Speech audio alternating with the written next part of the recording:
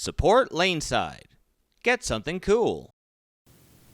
Hey everybody, and welcome back to another edition of LaneSide Reviews. As always, I'm the bearded beast, Rob Johnson, and as you can tell from this opening, I'm still injured, which means we're going to be looking at a more rev-dominant / two-handed review for some new equipment.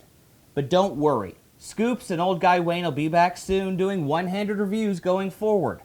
So until then, why don't we go LaneSide and see how today's equipment stacks up. Okay guys, welcome back. As you can see, we're looking at the 30th anniversary Teal RhinoPro, the vintage release for this year.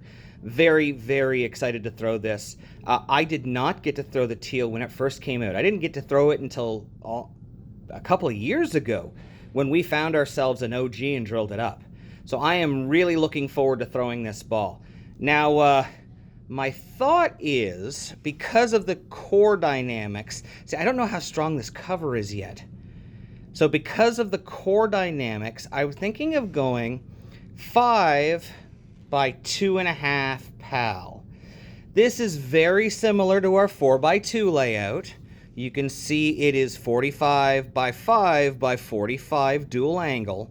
I just wanted to get a little bit more length from the pin to pap distance to get the ball a little bit farther down lane.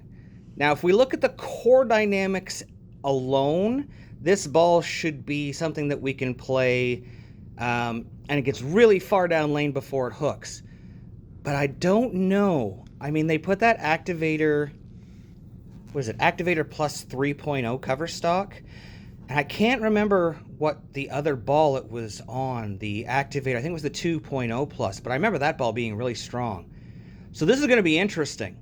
There's really only one way to find out how good this ball is going to be. I guess it's time to take it LaneSide and see how it stacks up.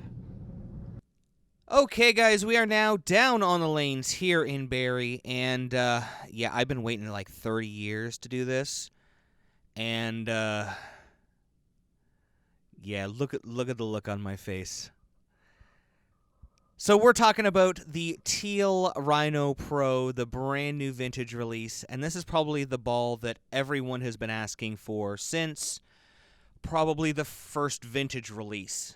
This is the ball that everyone had their first 300 with, their first 800 with, their first tournament win. Like, if you bowled during that time, you probably threw this ball, and every lane had one of these on it.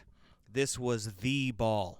I think if you look back, I think the Danger Zone sold more, but this is the ball that everyone talks about when they talk about the Rhinos, the old days. Back in my day, Sonny. So, when I got this, I'll be honest, I wasn't expecting anywhere near to this amount of performance. We have an old RhinoPro and a T2, and we're going to talk about those in a minute. But I remember throwing them and thinking, all right, this is older technology, they're weaker, and which it was. So when they had the vintage release announced, I thought, okay, it's going to be the exact same. It's going to hook the same amount. It's going to be, weaker, especially with those core dynamics, at 2.5, I think it's 2.56 or 2.58. That core at 2.568 and 0.32, that ball doesn't exactly scream performance core-wise. But look at this. That's, that is 8 boards left? No, 4 boards left. 4 boards left to start. 4 boards left of my benchmark area. Maybe more, actually. This is all cover stock.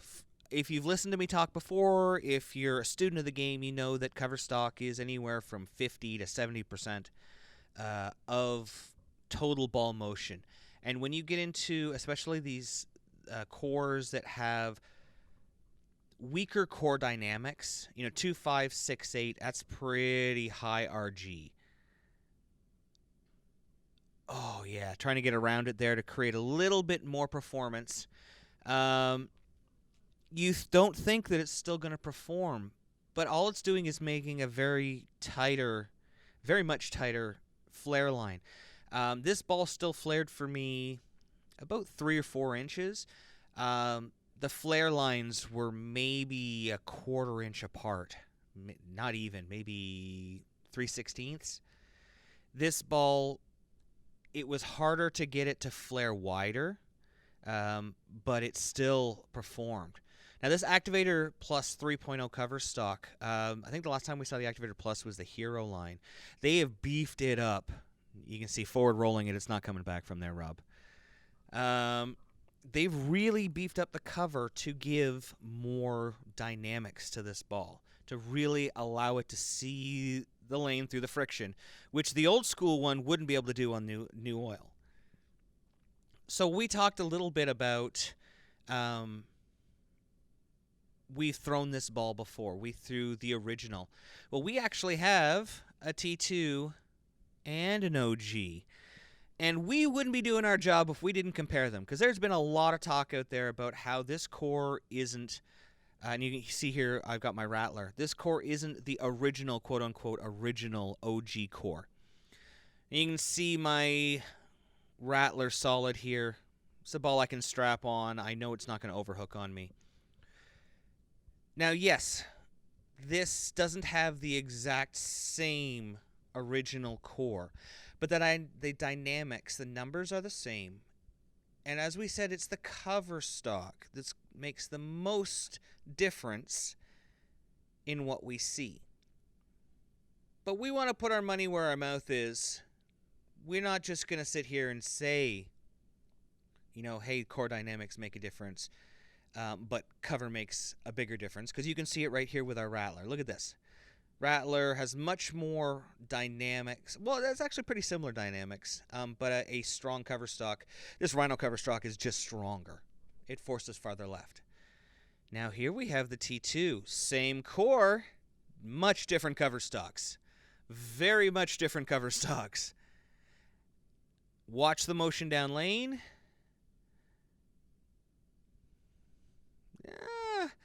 The T2 is weaker, but overall looks pretty close.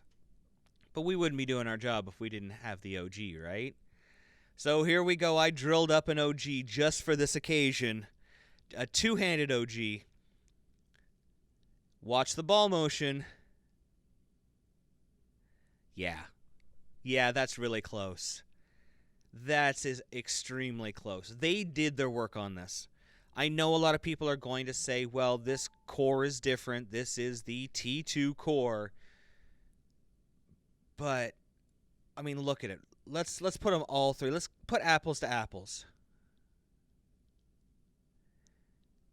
It was closer to the OG than it was the T2. And that's all cover stock. It's all cover stock. Let's take it down lane level. You can see it even more. The original and the T2 go through the front part of the lane pretty close to each other, but that back end motion, that's all OG.